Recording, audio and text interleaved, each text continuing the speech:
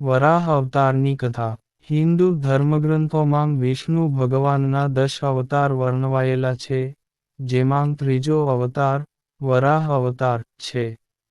આ અવતારમાં વિષ્ણુ ભગવાને પૃથ્વીની રક્ષા માટે વરાહ, જંગલી ડુકર, નું રૂપ ધારણ કર્યું હતું.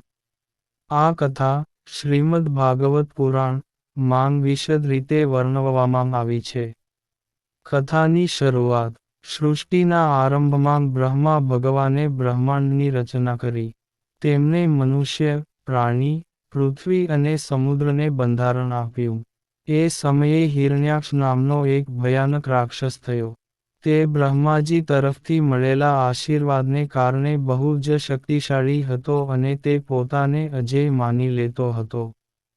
હિરણ્યાક્ષ ખૂબ જ અહંકારથી ભરેલો હતો અને તે પૃથ્વી પર ગર્ભિત ધર્મ અને સૃષ્ટિની પરંપરાઓને નષ્ટ કરવા લાગ્યો.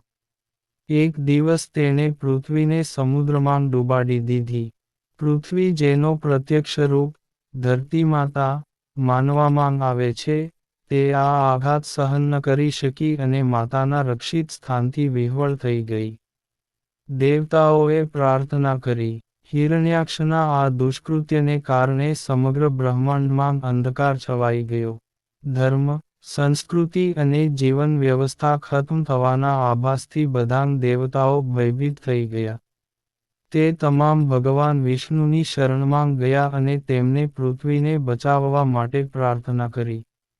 વરાહ અવતારનું ઉદય ભક્તોની હકારાત્મક પ્રાર્થનાને સાંભળી, વિષ્ણુ ભગવાને વરાહ, જંગલી ડુકર, રૂપ ધારણ કર્યું. વરાહ રૂપમાં તેમણે વિશાળ શરીર, તીક્ષ્ણ દાંત અને શક્તિશાળી ચામડું ધારણ કર્યું. તેઓ બ્રહ્માંડમાં ગર્જના કરતા પૃથ્વીની શોધમાં નીકળ્યા. હિરણ્યાક્ષ સાથે યુદ્ધ જ્યારે વિષ્ણુ ભગવાન પૃથ્વીને શોધી રહ્યા હતા, ત્યારે હિરણ્યાક્ષ તેમના સામે આવ્યો. તેણે વિષ્ણુ ભગવાનને પડકાર આપ્યો અને એમના વરાહ રૂપનું મજાક ઉડાવ્યું.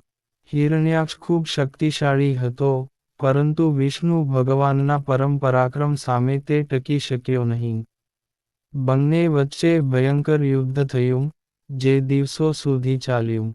પૃથ્વીની રક્ષા વાસ્તવિક હિરણ્યાક્ષના નાશ પછી, વિષ્ણુ ભગવાને સમુદ્રની ઊંડાઈમાંથી પૃથ્વીને બહાર કાઢી. પોતાના શક્તિશાળી દાંતો દ્વારા પૃથ્વીને ઊંચકીને તે સમતોલ સ્થાને સ્થાપિત કરી. આ રીતે પૃથ્વીની સ્થાપના ફરીથી થઈ અને વિશ્વમાં શાંતિ સ્થાપિત થઈ. કથાનો મહિમા અને શીખ વરાહ અવતાર ધર્મ અને સત્યની રક્ષા માટેનું પ્રતીક છે. આ કથા માનવજાતને શીખ આપે છે કે જો અધર્મ અને અહંકાર વધશે, તો ભગવાન પૃથ્વી પર અવતાર લઈને સત્ય અને ન્યાયની સ્થાપના કરશે.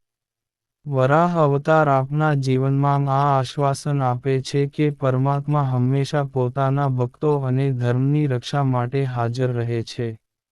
અમારી ચેનલ છે કહાનીનો ખજાનો. ચેનલને સબસ્ક્રાઇબ અને લાઇક કરો અને શેર કરો.